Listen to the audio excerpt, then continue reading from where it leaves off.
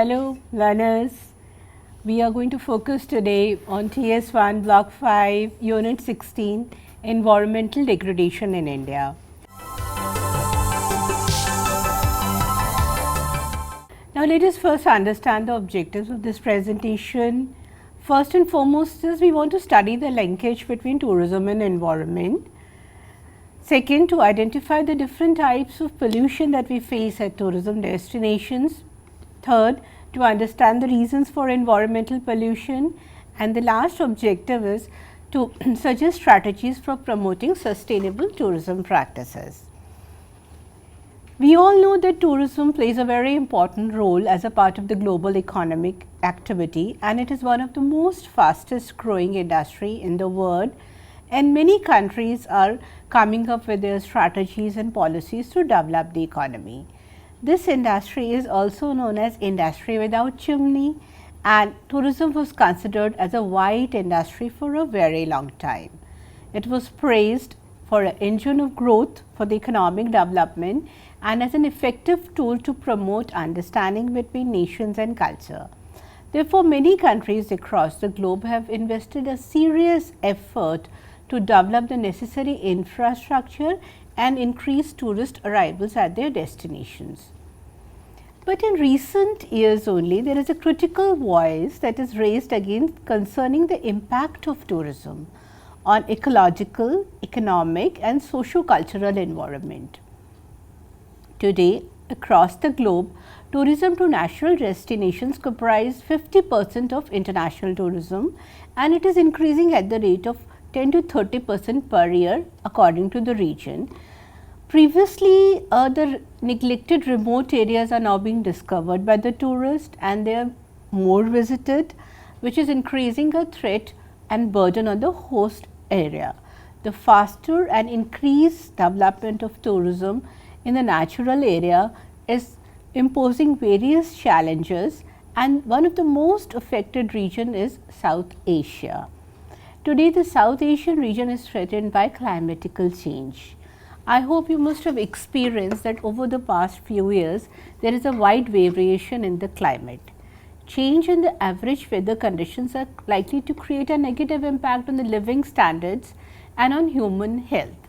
And surprisingly, India is at the core of this trend. It ranks 14th in the last United Nations Global Climate Risk Index, and in 2017 it was the second most affected country in terms of casualties related to extreme weather situations.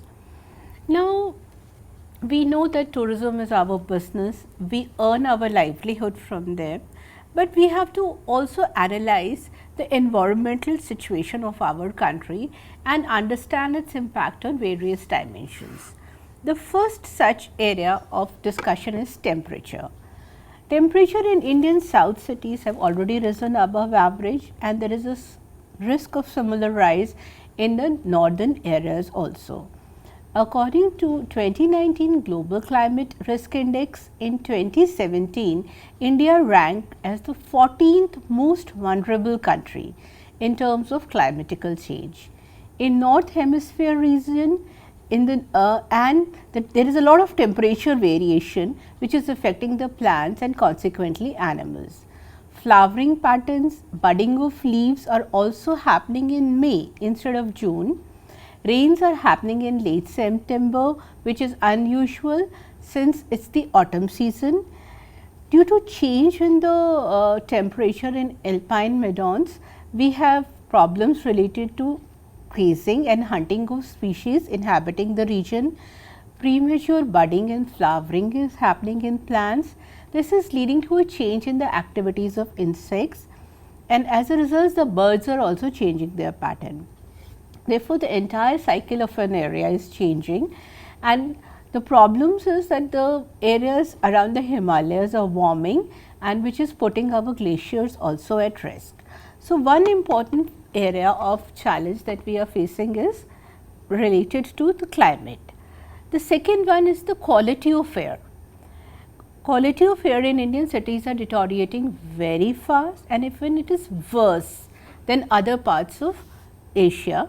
In 2018, the World Health Organization WHO Global Ambient Air Quality Index, in that 11 of the 12 cities with the highest level of small particulate PM 2.5 are located in India. 22 of the top 30 most polluted cities in the world are in India. Gurugram, a suburb of Indian capital city Delhi, is the world's most populated city.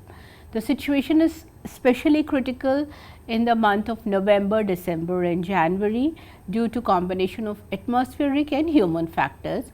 We have winter season, we have post monsoon biomass burning to get rid of crop in the countryside, and the health impact on the northern India and the Gangetic plain is quite significant. According to the study by the University of Chicago, the Air Quality Life Index of Delhi in 2016 reduced the life expectancy by more than 10 years. India is one of the first countries to pledge the phasing out of non-electrical vehicles in its national scheme to promote e-vehicles, but it is yet to pick up. We have a target of 15 to 16 million e-vehicles by 2020, but the country had only 0.28 million vehicles till 2019. So, we can see and analyze the transport by air, road and rail is continuously increasing in response to the rising number of tourism activities in India. Due to the increased emission of energy from these, they are linked with acid rain, global warming and photochemical pollution. This kind of a pollution also impact highly on human health, and we find that it has led to the increase of carbon dioxide emissions related to various zones in the country. As far as tourism is concerned, in certain remote areas such as Ajanta and Ellora, or places which are very much important for as a historical or heritage sites, these pollution are also indirectly damaging those structures and leading to problems of conservation. So, along with the climate change, we are experiencing air pollution, increased problems related to airborne diseases, and the health of the tourist are also affected. The next pollution I hope you must have all experienced is noise pollution. Noise pollution from airplanes, cars, buses and tourist vehicles are increasingly impacting human health in day-to-day life.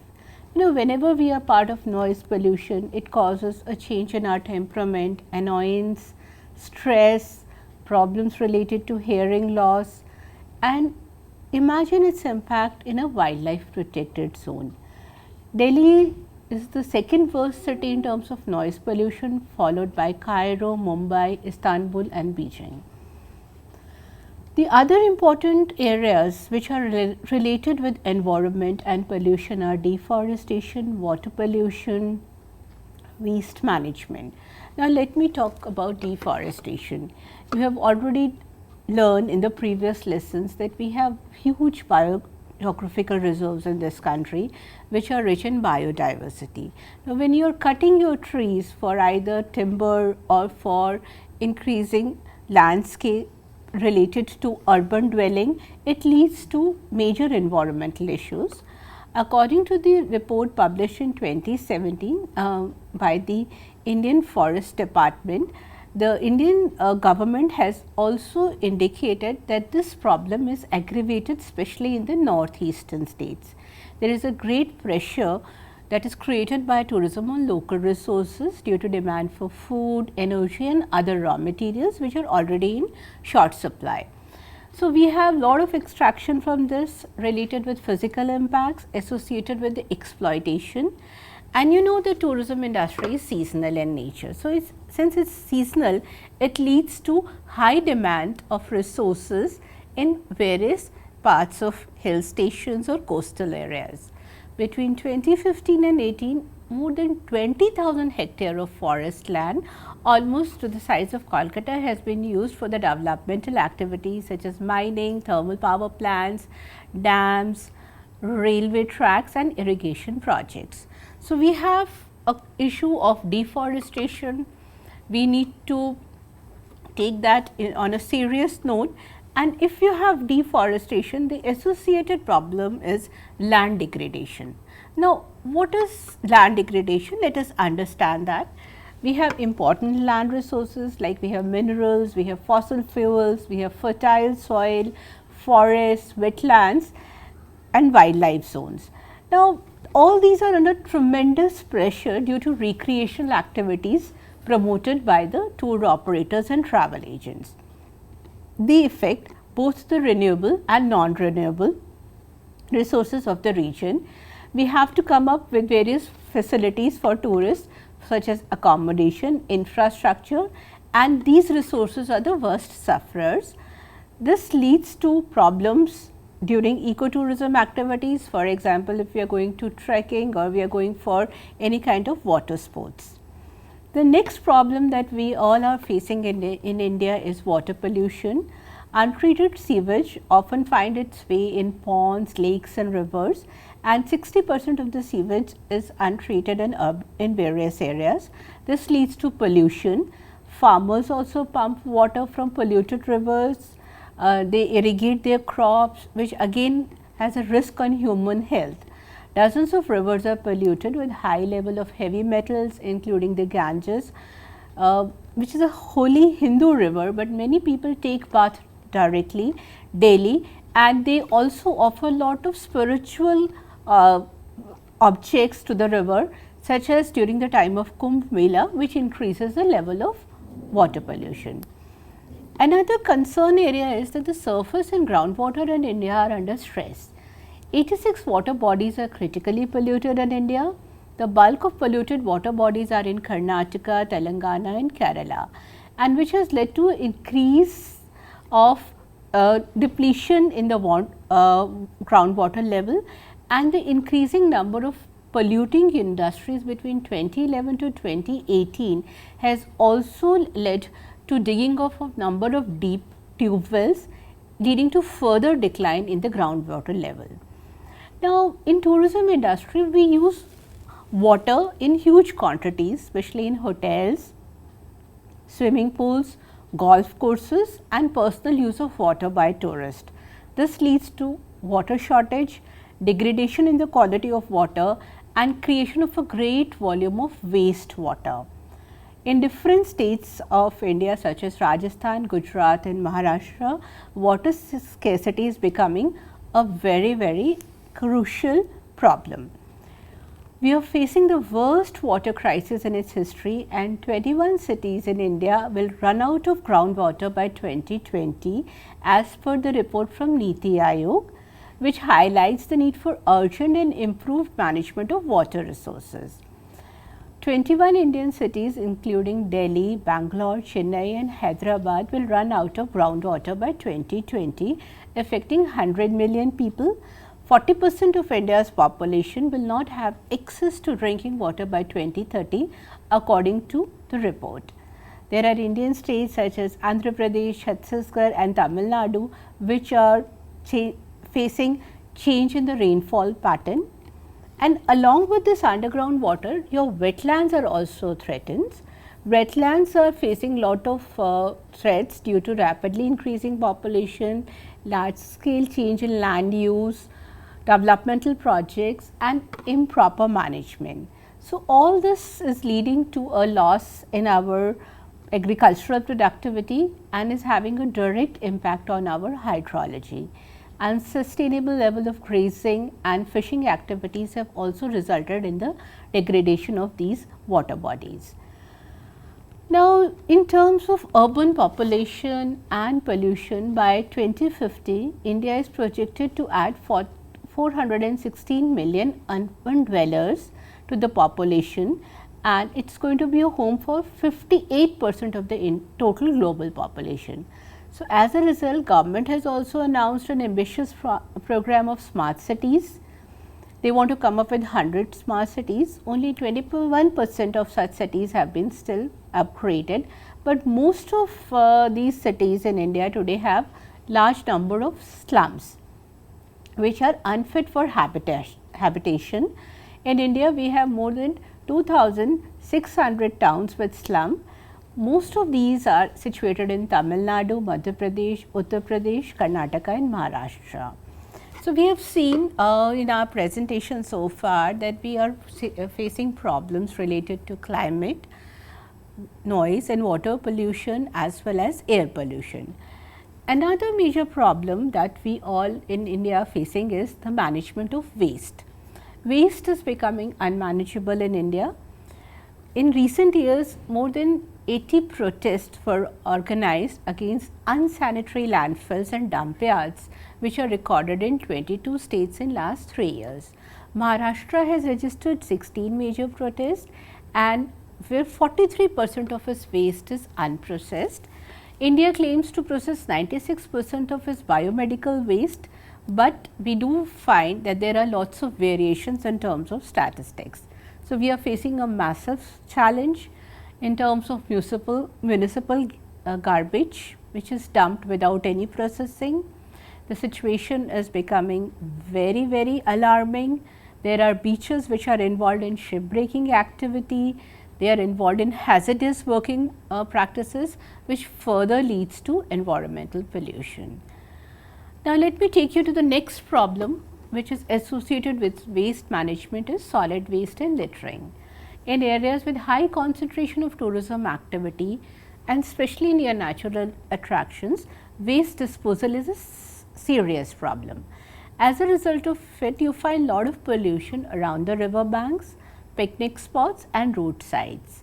In the mountain areas of Himachal and Darjeeling, the trekking tourists generate a great deal of waste. For example, they leave behind their garbage, their small camping equipments, plastic, and as a result of it, these places do not have much facilities. So, there is a huge collection of garbage in terms of its magnitude.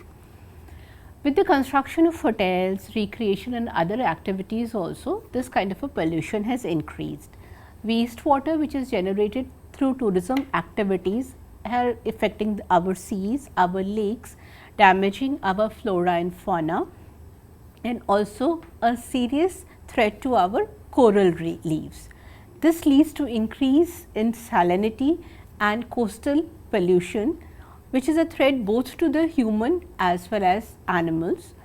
We have beaches of Goa, parts of Karnataka, Kerala and Maharashtra which are facing this problem. The last part of environmental concern is the state of energy. Our natural gas and hydro-based power plants are in shambles. We have a shortage in terms of natural gas. We have problems related to hydroelectricity, and our share is not up to the mark as far as renewable energy resources are concerned. Till 2019, India is only able to meet 6.3% of its target as far as renewable energy is concerned. We have studied earlier also that biodiversity, biosphere reserves and wildlife parks are an important part of tourism attraction.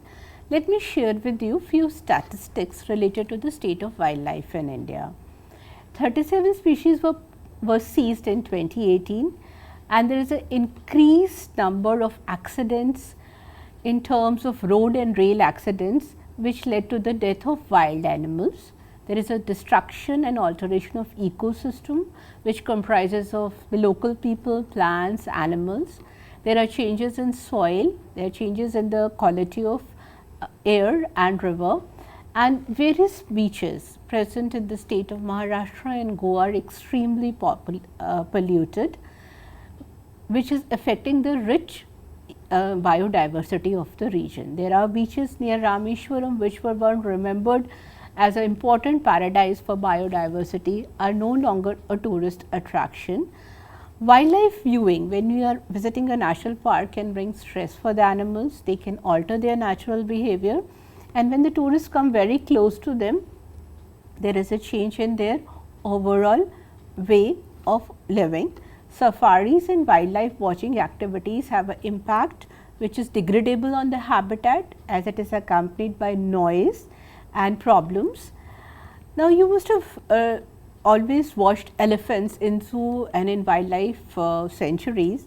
Elephants, they live in big families. You can find at least 100 elephants in one herd. They keep on moving from one forest to another in search of food and water. But today forests are connected, we have lot of railway networks and electricity lines and road networks within the forest. So, according to the report published by Wildlife Trust of India in 2017, we have lots and lots of national highways and state highways that cut across the 101 elephant corridors in India. According to the Indian Environmental Ministry, more than 1000 people were killed in elephant and tiger attacks between April 2014 and May 2017. Now, this is a recorded number, but you can also expect a large number of people or tourists might be attacked by leopards and other wild animals when they are moving through these wildlife zones. So, now we have understood that there are issues, there are complications as far as the environmental management is concerned, and as a tourist professional, we should also understand that certain destinations in India are over exploited and they are facing the problems in terms of different types of pollution. So, now in this presentation, I will share with you case studies of few tourism destinations which are recently facing the environmental crisis. The first city or the place in northern India that I would like to share with you is Shimla. This city is experiencing acute water shortage. Locals are standing in queues for hours to get a single bucket of drinking water. There is a reduction in snowfall and there is a decline in the capacity of various sources of water in Shimla. As a result of it, there are problems in terms of visitor management. Around 15,000 to 20,000 tourists visit Himalayan city every day during the peak season, and they are using excessive amount of water, leading to this problem. The second city I hope you all have heard is Varanasi. It is considered to be the spiritual capital of India. It is a city of ghats. It is a city which is suffocating under layer of plastic. We are offering flowers, we are offering diyas to our river Ganges, which is actually polluting the river, and you know that 70 million people take bath in Ganges to clean themselves from their past sins in an year. More than 40,000 dead bodies are cremated on the banks of river Varanasi, which actually pollutes the air quality of that city. Lot of waste is dumped, which is from the temple to the nearby areas, which is not properly treated, and as a result of it, this city is facing concerns related to air pollution and water pollution. Well, in another important place, that is Queen of Hills, Mussoorie, is also facing a threat due to plastics. It produces 25 to 30 metric tons of waste every year. There are no specific facilities for the treatment of garbage and the pollution in this area. Nainital is another hill station where you find that the Naini lake has shrunk drastically. Lot of haphazard construction has taken place, lot of hotels, buildings and recreational activities are promoted, which is having a adverse impact on the water bodies and the local springs, leading to further air and water pollution. Let me take you to Darjeeling, a city, a place which has a lot of historical importance. This is one of the most polluted hill stations of India. People keep coming to this place, but as we find, it is not safe in terms of the air quality. Lot of hotels are built, there is absolutely no planning and the water bodies are repleting. So, in Darjeeling we find that hundreds of hotels and resorts have come up. There is absolutely no symmetry in this. There is no attention that is paid to the topography, the drainage system, and as a result of it, it is treated with air pollution, noise pollution, and there is too much of garbage pollution whenever tourists visit the destination. If you have heard about Gautam Buddha, you must have heard definitely about Bodh Gaya. It is an important pilgrimage site associated with Mahabodhi temple complex. Lot of international visitors come to this place, Buddha is said to have attained enlightenment, but according to the Global Air Pollution Database, which was released by the WHO in May 2018, Gaya is the 4th most populated city on the planet in terms of concentration of fine particulates matter PM 2.5. According to this report, the pollution levels are much higher compared to cities like Patna. There is a lot of illegal stone mining that is taking place, there are a lot of industrial activities. So far government has not come up with any specific policy to control the air pollution, and there is no systematic waste treatment and management. So, another area which is important both from the global and the domestic point of view is facing pollution. So, we have understood that along with the cities, we have so many national parks which are being disturbed due to the activities of the tourist. There is an alteration of wildlife habitat, there is a loss of habitat, infrastructure development is influencing the flora and fauna, birds are changing their migration routes, and we are cutting down trees for our purpose related to growth of urban towns. With these case studies, we have understood that tourism activities have a direct impact on the local environment. Now, as a tourist professional, what are our duties? What are we supposed to do so that these impacts are minimized and the behavior of tourists is regulated to limit the damage to the ecosystem? One such area could be restricting the number of tourists to a destination. We are trying this in number of locations. For example, in spiritual places like Vaishno Devi, we have restricted the number of tourists which can visit the shrine in one day, or in Taj Mahal. So, one place where we can, one area where we can work together is limit the number of tourists. Second, let us think about those sources of energy which are renewable. We have the concept of green hotels coming up at various destinations. We can come up with eco-friendly lodges and various practices that help in reducing the environmental pollution. We can use environmental friendly transportation and also come up with the hotels and resorts in such a way that the landscape pattern and the construction techniques are eco-friendly. Along with this, I think the most important factor that we have to take into consideration is our local culture and our local tradition. For years, people are using various practices which actually support environmental conservation. In our various religious texts, we are told to respect our planets, our water bodies, offer prayers to various types of trees and plants. So, these practices are part of the local lifestyle and they help in promoting a sustainable form of tourism.